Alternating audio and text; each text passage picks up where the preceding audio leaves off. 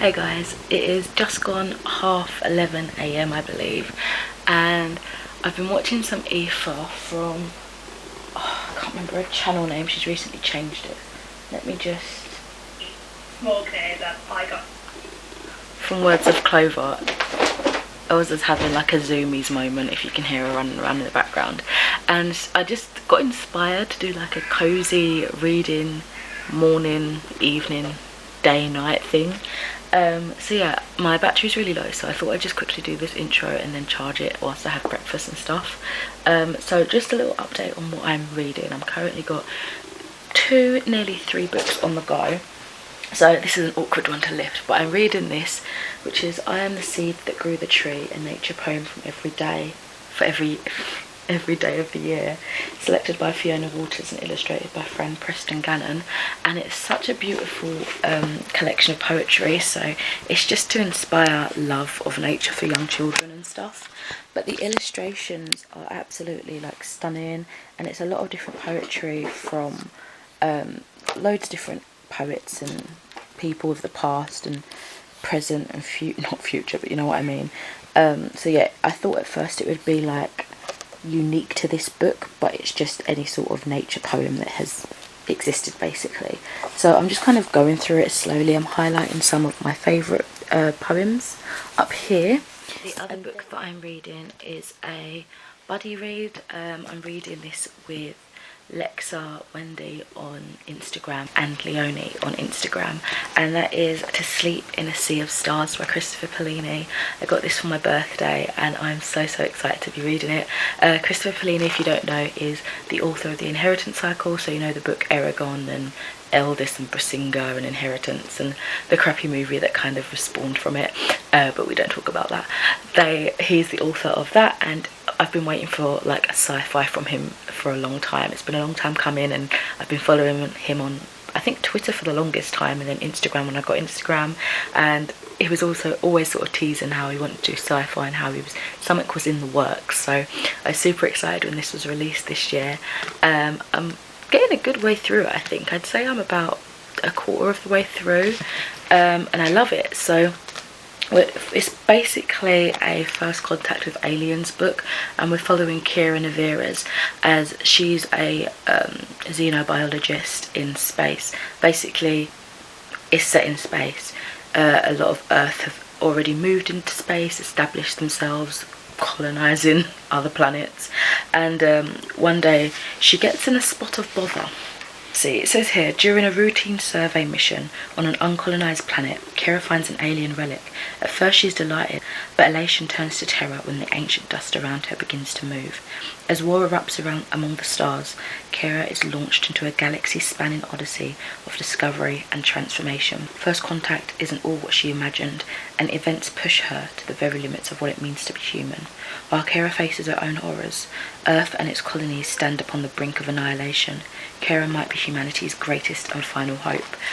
So yeah, it's pretty epic. Although it's a chunker, I think it's like, I want to say 800 or so pages. I'm finding that it's a breeze to get through really, which I'm really happy.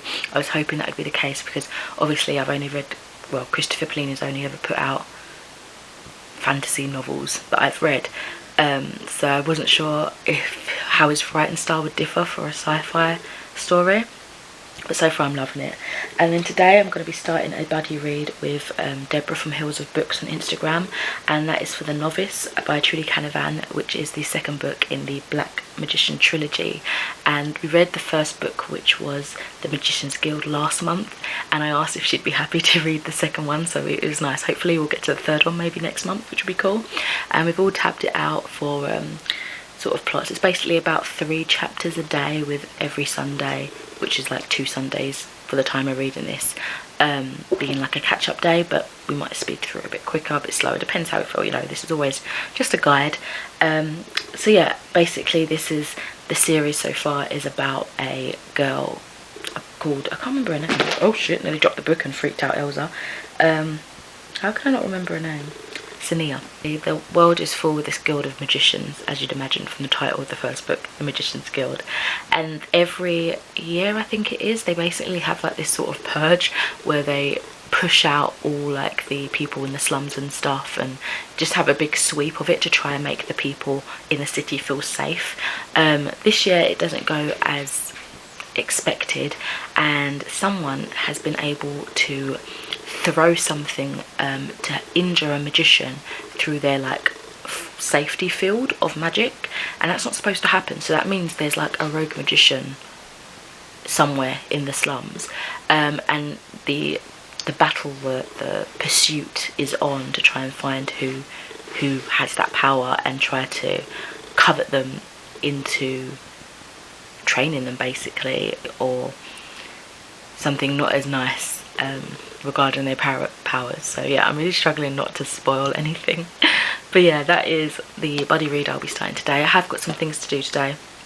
I'm off, so I thought it was a nice time to do a little reading vlog.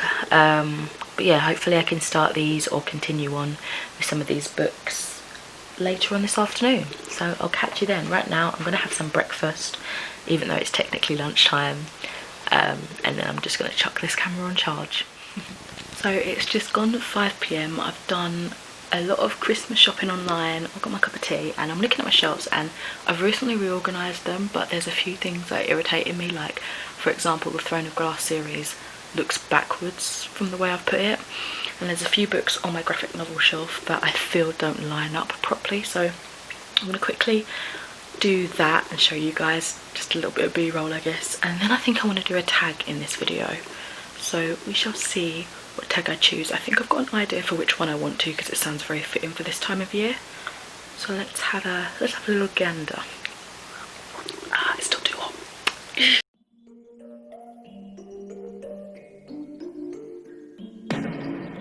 I've been up for 3 nights. My eyes are bloodshot red. Damn, I wanna see the sunshine. It's getting to my head. One look in the mirror, don't like what I find. I know that somewhere in there there's a good guy, but he runs away at midnight. I'm sorry that I stole your car, ain't got those tattoos on my arms that don't mean shit to me. Maybe you should. Okay, so I feel like I have to really project my voice for this part, because I feel like the camera is physically so far away from me, but really I don't think it's that bad of an angle. So excuse any mess over there, let's ignore that. I finally settled on the tag that I wanted to do, and I was also kind of waiting for the washing machine to stop because it's so bloody loud. But I'm going to be doing the end of year book tag that a lot of people are doing at the minute. There's only a couple of questions. I thought it was longer than this, but I guess not. So the first one is, are there any books you started this year that you need to finish? I guess that would just really be my current reads. All the books that I mentioned earlier that I'm currently reading. Sorry, I'm sitting on one of the bar stools and it's a bit creaky. So that is I Am the Seed That Grew the Tree, Deep in a Sea of Stars, and The Novice. I've actually started this now since mentioning it earlier on in the vlog. Then we've got, do you have an autumnal book to transition into the end of the year? Perhaps this one. I've got this one, not that it really is, but I feel like thrillers are still quite autumnal, and that is My Sister the Serial Killer. I keep putting this on TBRs and stuff and I haven't got to it yet. I really wanted to read it during October, but I didn't get around to it, so I'm hoping that this is still kind of in that mood of the time I'd like to read these sort of things. So yeah, I'd say that's my autumnal transitional read for the end of the year. Is there a new release you're still waiting for? Not that I'm aware of. I'm not really up to date with like upcoming releases generally. Like, it's not something that I really look out for, because I think it would just make my book buying into a bit of a catastrophic problem. It's already kind of a problem, but yeah, I don't sort of hone in on any new releases unless they're like authors that I generally follow and auto buy. Then I kind of low-key have my radar on there, but generally not really. So I'd say no for this one. What are the 3 books you want to read before the end of the year? Okay, So I really want to read Children of Blood and Bone. This is another one that's been on so many TBRs all throughout the year, I think, and I've just not got to it, and I don't know why. I really don't. I think maybe it's got to do with so many people loving it and high expectations, and I thought I'd left it long enough for that to kind of get out of my mind, but it's still, I think it's still there low-key, so that might be a reason. Also got Sea Spell, which is the 4th book in the Waterfire saga by Jennifer Donnelly. This is the final book in this series, and I really want to get this off and ticked off, because then that's another series that I finished this year, and I kind of sort of subliminally made it a mission to finish this series this year, because I read a little bit more. I read Dark Tide earlier in the year, and I thought, okay, let me just round this off now. It's been a long while since I had first gone into that world, and I just need to kind of get it off of my unread stuff now, and it is quite fun. So yeah, that is this book. And then also Down and Out in Paris and London.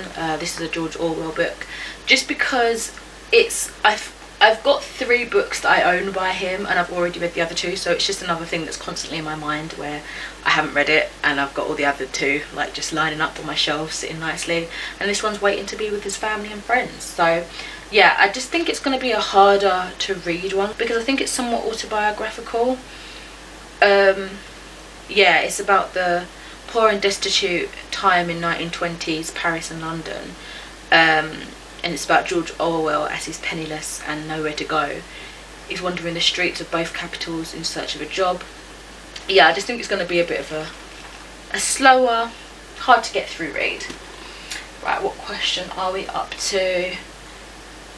Number 5, is there a book you think could still shock you and become your favourite book of the year? Oh bloody hell, I'm checking this all over the place. Let me see, let me just scour my shelves, because I don't really want to choose something that I've already mentioned.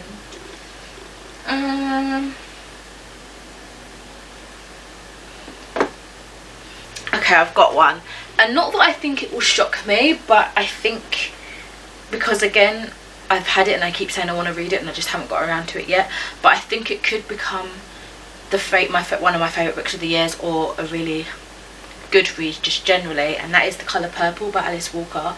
I've heard so much praise about this book. I just know particularly it opens up with a really unsettling, dark, disturbing scene, but I think ultimately it's one of a story of hope.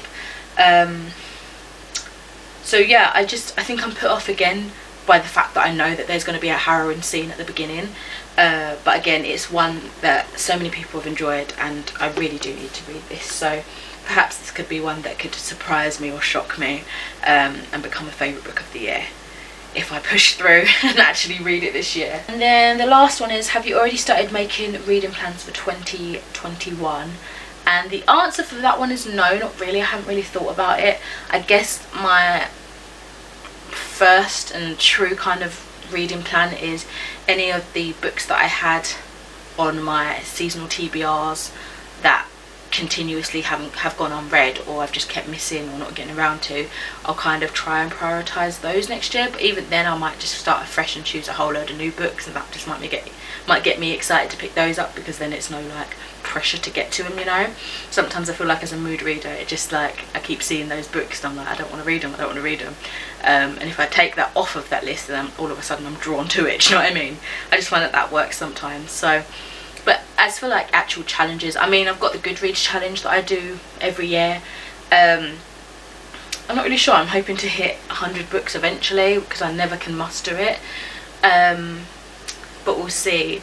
There's also, I've got this really cool scratch out book list thing that I want to do, and it's like the 100 books that you should read in your lifetime, and I'd love to start scratching that out and picking up those books and stuff. But I also look at the collection that I have, and I kind of want to focus on the books that I have, and of course still continue supporting libraries and stuff. But yeah, I don't really know. I don't have any set in plan goals, I would say. So yeah, that's it for that tag. I think now I should really make myself some dinner, but I'm not overly hungry. What should I do? Maybe I should take my makeup off and do a face mask. I think I might do. Yeah, I think I'll do that. I love this drink. So good.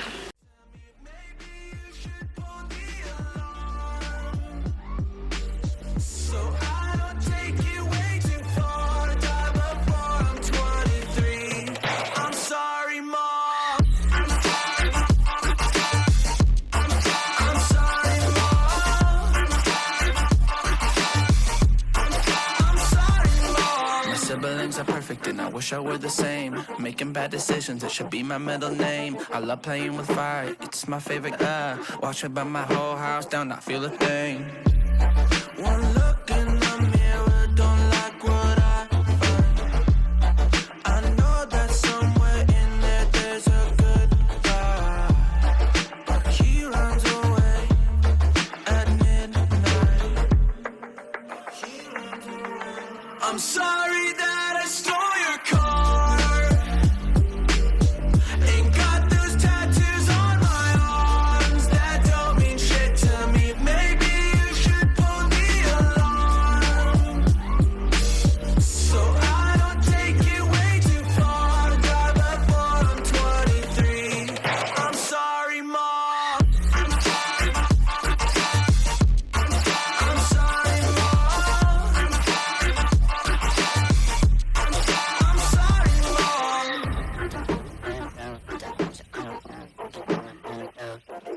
Well, this is what happens when I'm out of my medicine. There's collateral damage. I gotta go. I'm sorry that I stole your car. Ain't got those tattoos on my arms that don't mean shit to me. Maybe you should pull the alarm, so I don't take it way too far. Die before I'm 23. I'm sorry, Mom. I'm sorry, Mom.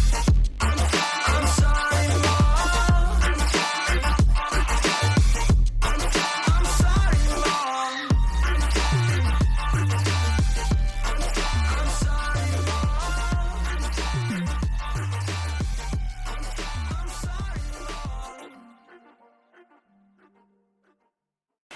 So annoyed. I had my tablet left on for I don't know how many days because I haven't been on this for ages, and it's now 19%. Or I can charge it up, but I'm just like, what a waste of time. I didn't even realise it was still on. And the other day I woke up to my computer randomly flashing and making its whirring like fan noise, and I was like, but I turned that off. I'm so confused. Anyway, I really wanted to try, so I've been drinking 19 Crimes and I think it's so cool. I can't find the actual app, so I think I mentioned it years and years ago when I first tried this. This is only like the second bottle I've had since that time. But it's basically a brand of wine that is quite educational actually. It has a person on the front and it's inspired by history, and it gives you a bit of history about this person and what his crime was. And it was in, let me see what it says. It was in 1788 when criminals were being transported to Australia for a life of hard labour. Many did not survive the journey. For the sea-beaten people who made it to ashore, a new world awaited. As pioneers in a harsh frontier colony, they forged fresh pathways and built new lives from their checkered past, brick by brick. The wine honours the history they wrote and the culture they built, which is so interesting. And basically you can download an app where you hold it in front of it and the person talks and tells you about them. But this, I tried to type in 19 Crimes on the Play Store and I've come up with phantom apps. So I'm gonna see if this works. Don't know. Right, which bottle do you have? Oh, I don't know if it's gonna work. I think it's a Chardonnay. It's a Sauvignon, it's a Sauv Blanc, but I can't even say it, acting like I know. It's telling, do you know what? I'm such a bloody dumbass. I'm trying to scan it, yeah, and the case is covering it. Right, I'm like, why is it all dark? So, okay, I'm trying to scan it. I don't know if it's going to work because I can't find the actual 19 Crimes one. So it might not, but it's so dang cool. Yeah, gutted. I can't find the actual 19 Crimes app. I don't know if they've just removed it or what. But I really wanted to show you that. Anyway, the wine itself is really nice, like even without the app, but I feel like the app is what makes it pretty cool. Dang it. Yeah, this one was Augmented Reality Phantom Wines. I don't know what that's about. So, I finally got dinner. I think I'm going to wrap this video up. I've got my dinner. It's just some, the other day I saw that Richmond's, the sausage people, made vegan sausages, so I wanted to try them out. I'm not vegan, but I tried to decrease the amount of meat consumption I have. every now and then. So I just plonked like 4 of those on top of some beef flavoured noodles. I don't know. And I'm going to crack open, well, I'm probably going to finish the rest of this Sauv Blanc. I don't know how to pronounce that. I thought it was Sauvignon Blanc, but I don't know. Wine in my little goblet and pretend that I am bougier than I really am. Whoop. Obviously, I only condone this if you're of drinking age, but it's a very nice wine. I'd very much recommend. That's that bottle done. For the rest of the evening, I've been on and off watching YouTube, just getting in my daily reading for my buddy read of The Novice. I haven't picked up any of this book yet today. I don't think I've picked up any of this yet today, but yeah, let's see. I'm gonna try and go to bed earlier than yesterday. I think I went to bed at 1 AM, which is not like me, because I want to be up early to try and call the doctors, because I really need to speak to somebody. So yeah, I think that's it for tonight. I'm just gonna eat my dinner now, watch some YouTube, dip in and out of some reading, and have an early-ish night, or earlier than I would try to have when I'm not got work, if that makes sense. Thank you for watching this weird little daily cozy reading vlog. I hope you've enjoyed, and I'll speak to you in another video soon.